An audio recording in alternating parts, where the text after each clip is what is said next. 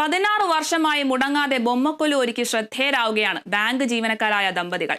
തൃശൂർ പൂങ്കുന്നത്ത് നിന്നുള്ള മണി വിജയലക്ഷ്മി ദമ്പതികളാണ് പുതുമകളോടെയുള്ള ബൊമ്മക്കൊലു ഓരോ വർഷവും ഒരുക്കുന്നത്.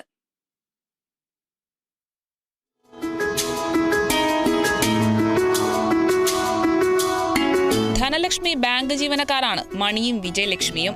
ബൊമ്മകളെ പടിപടിയായി വെച്ച് ആരാധിക്കുന്ന തമിഴ് ബ്രാഹ്മണ സമ്പ്രദായമാണ് ബൊമ്മക്കൊലു. ജോലി തിരക്കുകൾക്കിടയിലും ഓരോ വർഷവും ആ സമ്പ്രദായം ഇവർ മുടക്കാറില്ല.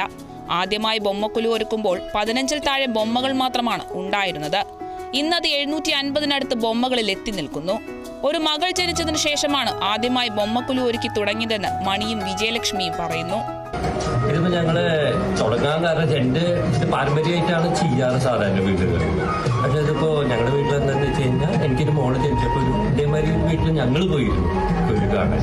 അപ്പൊ മമ്മി പറഞ്ഞു, നിങ്ങളുടെ വീട്ടിൽ മഹാലക്ഷ്മി ജനിച്ചിരിക്കുകയല്ലേ, നിങ്ങൾക്കും വെച്ച് തുടങ്ങിക്കൂടെ എന്ന് ചോദിച്ചു. ഇതുമാതിരി തോന്നി. ആ മാത്രമല്ല, അടുത്ത കൊല്ലം തൊട്ട് ഞങ്ങള് ഇത് ഇത്രയ്ക്കൊന്നുമില്ല, ഒരു 10 ബൊമ്മ ആഗോളി. ഇതിപ്പോ ഈ കാണുന്നത് ഒരു 9-10 സെക്ഷനാണ്.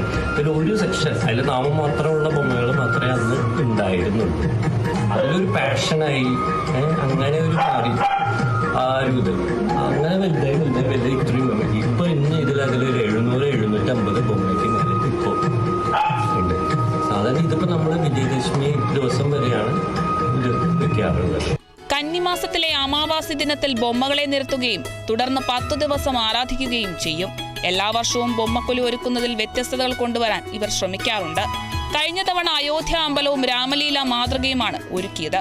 ഇക്കുറി തിരുവനന്തപുരത്തെ പത്മനാഭസ്വാമി, പഴവങ്ങാടി ഗണപതി ക്ഷേത്രങ്ങളും ആറ്റുകാൽ ഭഗവതി ക്ഷേത്രവും പൊങ്കാലയുമാണ് ഒരുക്കിയിട്ടുള്ളത്.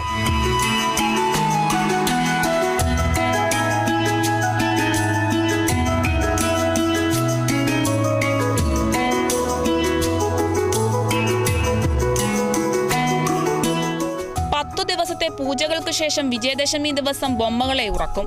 അടുത്ത വർഷം പൂജകൾക്ക് മുന്നോടിയായുള്ള അമാവാസി ദിനത്തിലാണ് ഇവയെ പുറത്തെടുക്കുകയുള്ളൂ. ഇനി അടുത്ത നവരാത്രിക്കായുള്ള കാത്തിരിപ്പാണെന്ന് മണിയും വിജയലക്ഷ്മിയും പറയുന്നു.